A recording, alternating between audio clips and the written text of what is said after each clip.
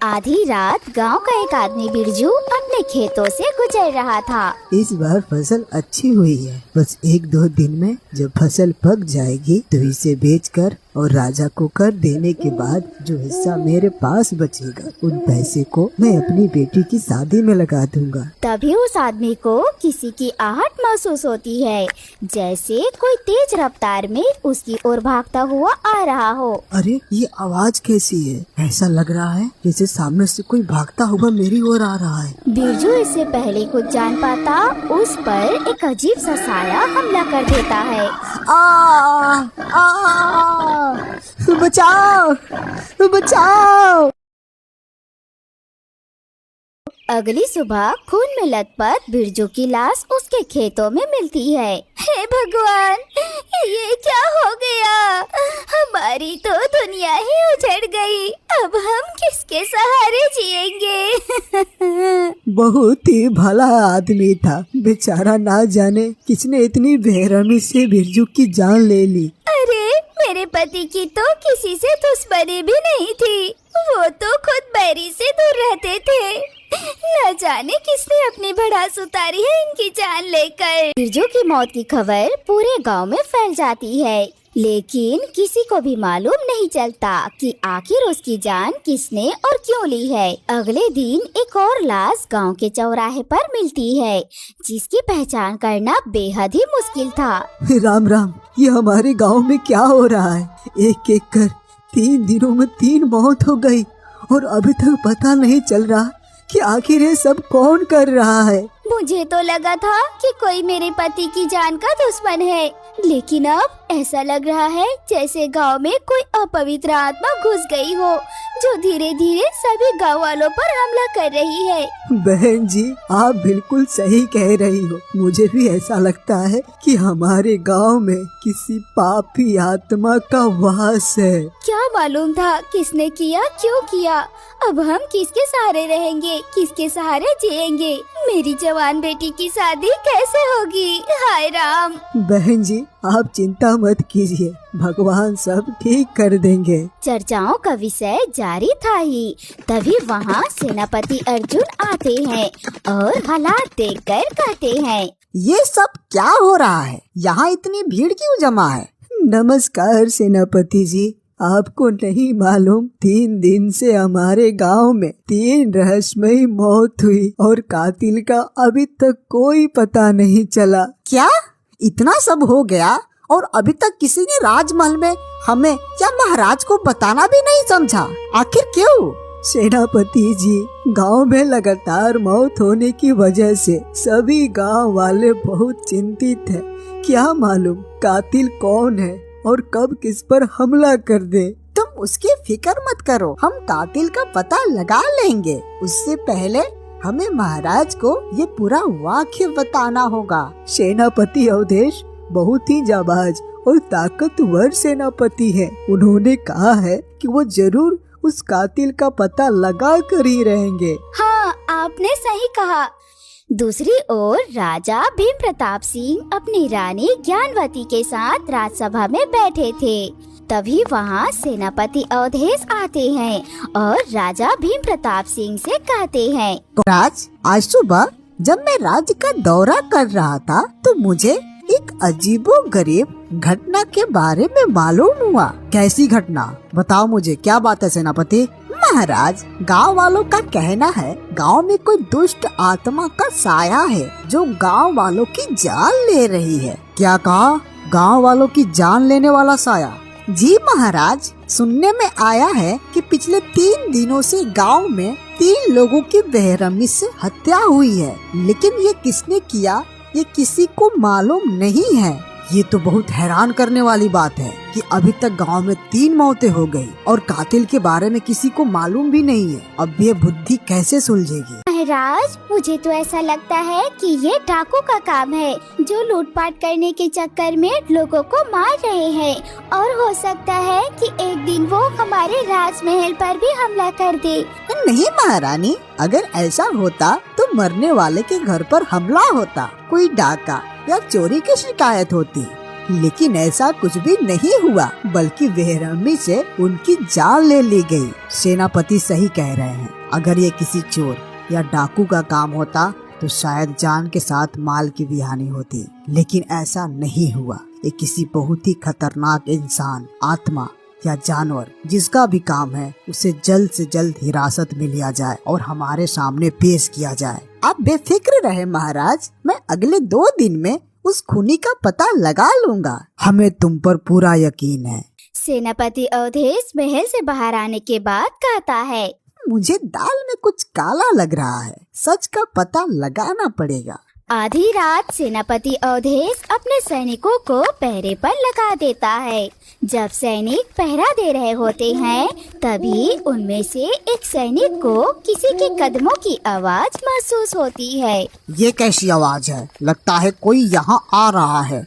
अपनी तलवार के साथ धीमे कदमों से बढ़ता है, लेकिन अंधेरे में चीखता हुआ एक जंगली आदमखोर सुअर उस सैनिक के सामने खड़ा हो जाता है। अच्छा, तो ये सब इस जंगली सुअर की वजह से हो रहा है। यही है जो पूरे गांव में खौफ और दहशत पैदा कर रहा है। आज इसे मैं नहीं छोड़ूंगा। जैसे ही सैनिक उस जंगली सुअर पर हमला करता है, लेकिन वो बच जाता है। अगली बार सैनिक जब दोबारा उसे मारने की कोशिश करता है, उससे पहले इस सुअर अपने नुकीले दांत से सैनिक के पेट पर आर पार कर देता है और बुरी तरह से उसे चीर फाड़ देता है।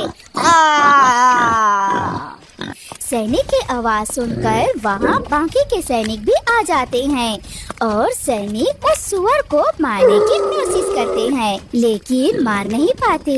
एक सैनिक जैसे तैसे वहाँ से बच निकलता है और सेनापति अवधेश के पास पहुँच जाता है।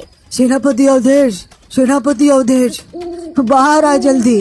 अरे, ऐसा लग रहा है जैसे कोई मुझे आवाज दे रहा है, लेकिन इतनी रात में भला कौन हो सकता है? सेनापति, जल्दी बाहर आए। सेनापति अवधेश जल्दी से अपने घर से बाहर जाकर देखता है तो वहाँ उसे जख्मी सैनिक नजर आता है जो अपनी आखिरी सांस ले रहा था। ये सब क्या हुआ? सेनापति जी, गांव के लोगों पर जो हमला हो रहे हैं वो कोई डाकू या आत्मा नहीं, बल्कि एक आदमखोर सुअर द्वारा किया जा रहा है। तुम्हें कैसे मालूम? जब हम आधी रात गांव में पहरा दे रहे थे तब एक सैनिक के चिल्लाने की आवाज आई और हम सब जब वहां गए तो एक आदमखोर सुअर उस पर हमला कर चुका था। जब हमने मारने की कोशिश की तो उस अकेले आदमखोर सुअर ने एक एक करके हमारे सभी सैनिकों की जान ले ली। मैं बड़ी मुश्किल से अपनी जान बचाकर आपको आगाह करने आया हूँ। गांव वालों को उस आदमखोर सुअर से बचा लीजिए। इतना कहते ही वो सैनिक अपनी जान गंवा देता है और ये सब सुनकर सेनापति अवधेश हैरान और परेशान हो जाता है। मुझे लग ही रहा था ऐसा ही कुछ होगा, लेकिन एक जानवर इतना ताकतवर कैसे हो सकता है? अकेले ही 10-10 सैनिक पर भारी पड़ जाए। कुछ तो करना होगा। अगले दिन सेनापति अवधेश महल जाकर महाराज को वो सारी घटना बताते हैं। कल रात उनमें से एक घायल सैनिक मेरे पास आया था, जिसने मुझे बताया कि ये सब किसी आत्मा या इंसान ने नहीं, बल्कि एक आदमखोर सुअर ने किया है। तुम यकीन से कैसे कह सकते हो कि ये सब एक आदमखोर सुअर ने किया है? हो सकता है उन्हें कोई धोखा हुआ हो। मरता हुआ आदमी कभी झूठ नहीं बोलता महारानी। हाँ सेनापति अवधेश, तुम सही कह रहे हो। सेनापति, आप जल्द से जल्द उस आदमखोर सुअर को मार गिराओ ताकि हम अपनी प्रजा को और हानि होने से बचा सके। आप चिंता मत कीजिए महाराज, जब तक मैं जिंदा हूँ अपने राज्य की रक्षा करूँगा। मेरे पास उस आदमखोर सुअर को पकड़ने की एक बहुत ही अच्छी योजना है। क्या योजना है? हमें भी बताओ। जी महाराज, लेकिन ये योजना सिर्फ आपको बताना चाहता हूँ। सेनापति, हम भी सुनना चाहेंगे। ठीक है महारानी, हम उस आदमखोर सुअर को पकड़ने के लिए एक जाल बिछाएंगे। कैसा जाल? हम खेतों के बीचों बीच एक मरी हुई बकरी एक पिंजरे में बांधकर डाल देंगे और मैं गांव के सबसे बड़े पेड़ पर चढ़कर उसका इंतजार करूंगा। जब शिकारी शिकार के लिए आएगा तो खुद शिकार बन जाएगा। वाह, ये तो बहुत अच्छी योजना है। हाँ सेनापति, ये योजना वाकई में बहुत कारगर मालूम होती है। ठीक है तो महाराज और महारानी, मैं जाकर सभी तैयारियां करता हूँ। हमें आप पर पूरा विश्वास है सेनापति अवधेश। आप जाएं और उस आदमखोर का अंत करें। जी महाराज, मैं पूरी कोशिश करूँगा कि आपकी उम्मीद पर खरा उतरूं और उस आदमखोर को मौत के घाट उतार सकूं। जरा संभल कर जाना सेनापति, हो सकता है वो आदमखोर सुअर जिसने इतने लोगों की जान ली है कहीं आपकी जान का भी दुश्मन न बन जाए। आप मेरी चिंता मत कीजिए महारानी। अपने राज्य के लिए अगर मुझे अपने प्राण भी त्यागने पड़े तो मैं वो भी करूँगा, लेकिन आने वाले हर विपदा से अपने राज्य की रक्षा करूँगा। सेनापति अवधेश खुद सभी गाँव वालों के बीच जाते हैं और कहते हैं, आज आप सभी के लिए एक जरूरी सूचना है। आपको तो मालूम ही होगा, बीती रात हमारे कई सारे सैनिकों को एक आदमखोर सुअर ने मार गिराया और अब इस हादसे के बाद खतरा और भी बढ़ गया है, जिससे कि वो आदमखोर सुअर कभी भी किसी पर हमला कर सकता है। इसलिए रात के वक्त कोई भी घर से बाहर ना निकले और अगर जाए भी तो अपने साथ कोई नुकीली हथियार जरूर लेकर जाए। ये तो बहुत बुरी बात है। इस तरह से तो हम दिन में भी घर से बाहर नहीं निकल सकते। अब इस आदमखोर सुअर से हमारी रक्षा कौन करेगा? आप सभी चिंता ना हो, आपकी रक्षा करना अब हमारी जिम्मेदारी है। मैं खुद रात के वक्त गांव में पहरा दूंगा और आपसे वादा करता हूँ कि उस आदमखोर को मार गिराऊंगा। भाइयों, मुझे लगता है कि सेनापति सही कह रहे हैं। मुझे इन पर पूरा यकीन है कि हमें हर बार की तरह इस बार भी इस मुसीबत से बचा लेंगे। हाँ, अब आप सभी बेफिक्र होकर अपने अपने काम पर जा सकते हैं। बस थोड़ा सा सतर्क रहे। जहाँ भी आपको खतरा महसूस हो तो फौरन हमें सूचित करें। इस मुसीबत से बाहर आने के लिए हम सभी आपका साथ जरूर देंगे सेनापति अवधेश। आप सभी का धन्यवाद। बस मेरी कही हुई बात का ध्यान रखें। कोई भी घर से बिना हथियार के ना निकले। कुछ घंटों बाद रात हो जाती है और सेनापति अवधेश खेतों में एक मरी हुई बकरी को एक पिंजरे के अंदर रखकर खुद गांव के सबसे बड़े पेड़ पर चढ़कर पहरा देने लगता है और उस आदमखोर सुअर का इंतजार करता है, जिसके बाद उसे किसी के खेतों में घुसने की आहट सुनाई देती है। ये कैसी आवाज है?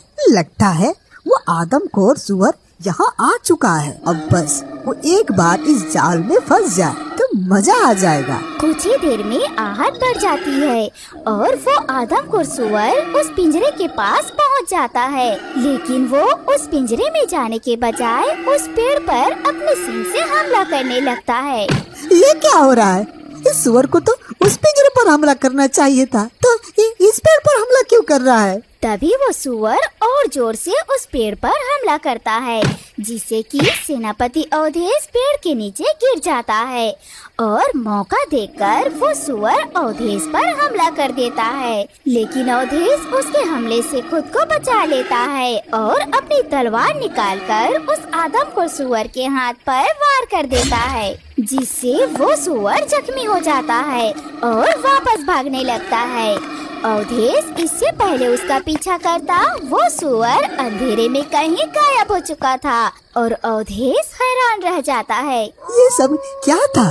अचानक वो सुअर कहाँ गायब हो गया? लेकिन कोई बात नहीं, वो अब ज्यादा दिन मुझसे नहीं बच सकेगा। उसे तो मैं पकड़ के ही रहूँगा। अगले सुबह अवधेश महल जाता है, जहाँ उसके शरीर पर बंधी पट्टियाँ देखकर महाराज कहते हैं, सेनापति, ये सब क्या है? आपको ये चोट कैसे लगी? महाराज, क्षमा चाहता हूँ। हमने जो योजना बनाई थी वो विफल रही, लेकिन ऐसा कैसे हो सकता है? सेनापति अवधेश महाराज को बीती रात का बुरा हिस्सा बताता है, जिसे सुनने के बाद महाराज कहते हैं, ये तो बहुत बुरा हुआ सेनापति। महाराज, बुरा तो हुआ, लेकिन एक बात अच्छी भी हुई कि वो सुअर अब जख्मी है और जख्म इतना गहरा है कि कम से कम 10 दिन तक वो सुअर हमारे राज्य में दोबारा नहीं आएगा। हाँ, ये तो अच्छी खबर है। तब तक उस आदमखोर सुअर से निपटने के लिए कोई नई योजना बनाई जाए। आप सही कह रहे महाराज। अचानक सेनापति अवधेश की नजर महारानी के हाथ पर जाती है जहाँ पट्टी बंधी थी। महारानी, आपके हाथ पर ये पट्टी कैसी? वो कल हम सीढ़ियों से गिर गए थे और हमारे हाथ में चोट लग गई। अजीब बात है, महारानी के हाथ में चोट ठीक उसी जगह लगी है जहां मैंने उस आदमखोर सुअर के हाथ पे वार किया था। क्या बात है सेनापति अवधेश, किस सोच में पड़ गए? महाराज को ये बात बताना सही नहीं रहेगा। पहले मुझे पूरा सच मालूम करना पड़ेगा। कुछ नहीं महाराज, मैं सोच रहा हूँ कि अब उस आदमखोर को कैसे पकड़े। जल्द से जल्द कोई नई योजना बनाओ ताकि हम अपने राज्य को इस विपदा से बचा सके। आज्ञा चाहता हूँ महाराज। सेनापति अवधेश इस सोच में डूबा हुआ राजमहल से बाहर आ ही रहा था कि तभी उन्हें रास्ते में एक साधु महाराज नजर आते हैं जो सेनापति अवधेश को देखकर कहते हैं, क्या बात है बेटा, बहुत चिंतित नजर आ रहे हो। आप कौन है साधु महाराज? आपको इस राज्य में पहले कभी नहीं देखा। तुमने सही पहचाना, मैं इस राज्य का नहीं, मैं दूसरे राज्य में जा रहा हूँ, लेकिन विश्राम करने के लिए मैं इस राज्य में कुछ क्षणों के लिए रुक गया। अच्छा, तो ऐसा कीजिए, आज मेरे घर में आराम कर लीजिए, कल चले जाना, क्योंकि ऐसा यहाँ रुकना आपके लिए ठीक नहीं है। इस राज्य में एक आदमखोर सुअर घूम रहा है जो कभी भी हमला कर सकता है। मुझे सब मालूम है बेटा, और ये भी मालूम है कि तुम इसी बात से बहुत चिंतित हो। मुझे बताओ, शायद मेरे पास तुम्हारी परेशानी का हल हो। ये सुनते ही सेनापति अवधेश साधु को अपनी दुविधा का कारण बताता है। ये सुन साधु कहता है, तुम्हारे इस मुश्किल का हल है मेरे पास। तुम बस वैसा करो जैसा मैं बताता हूँ।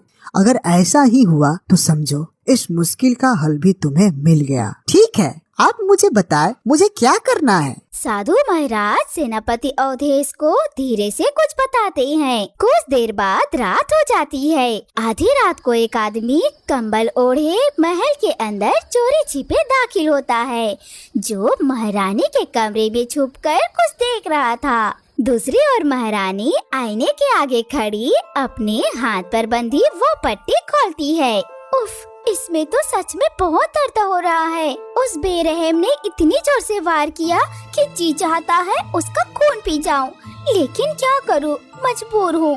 तभी वहाँ कंबल ओढ़े वो आदमी आता है और महारानी पर वार करता है, जिससे महारानी के हाथ से खून निकलने लगता है, लेकिन उसका रंग इंसानों की तरह लाल नहीं नीला था।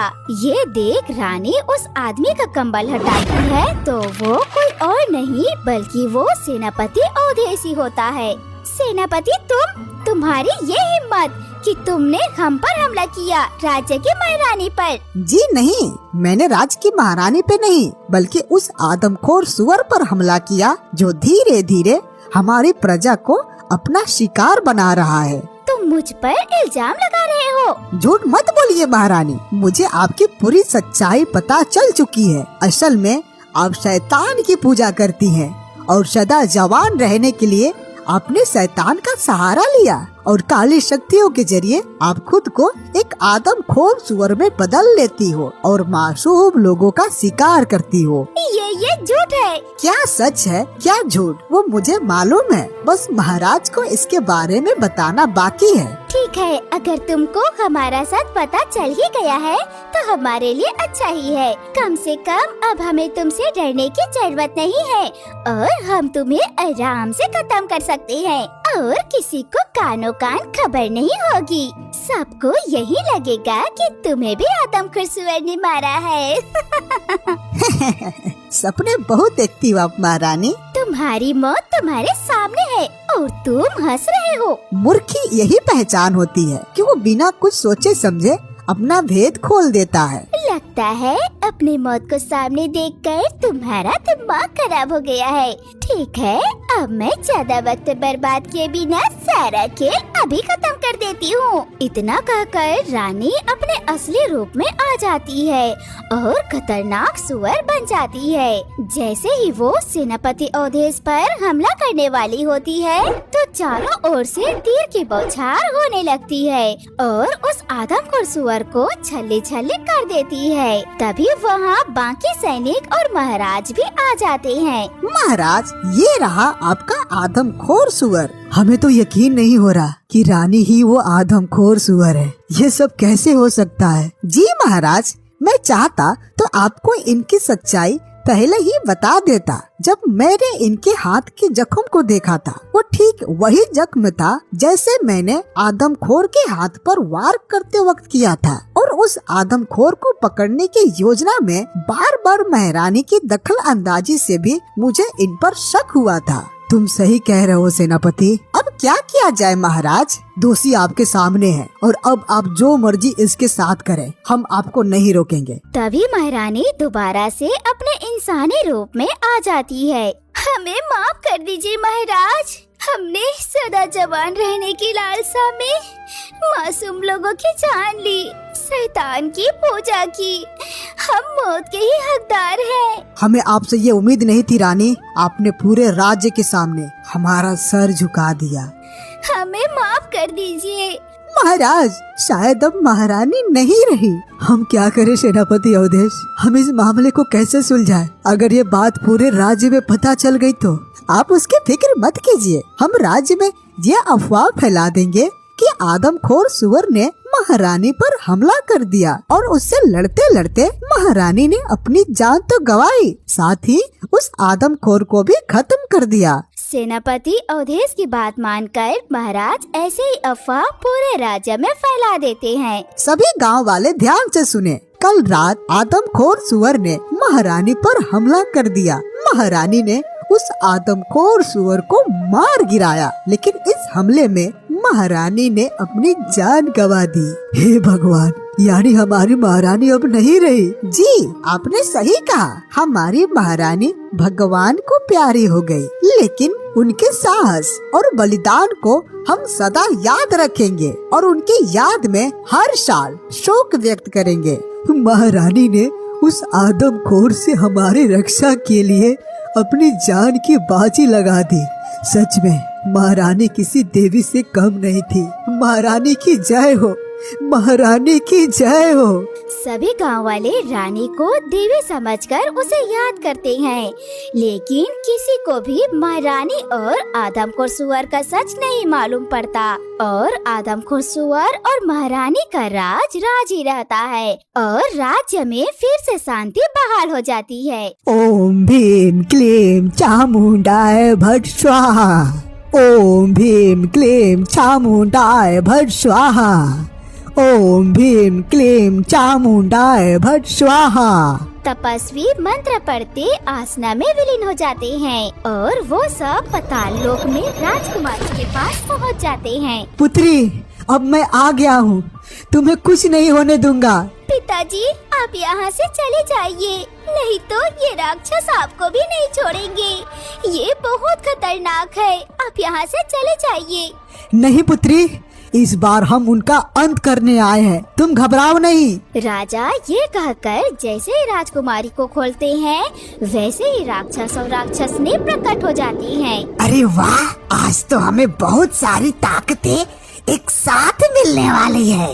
महाराज, वो भभूति जल्दी इन पर डालिए, इससे पहले कि ये गायब हो जाए। तपस्वी की बात सुनकर राजा वो सारी भभूति उन दोनों राक्षसों पर डाल देते हैं, जिससे वो आग में जलने लगते हैं।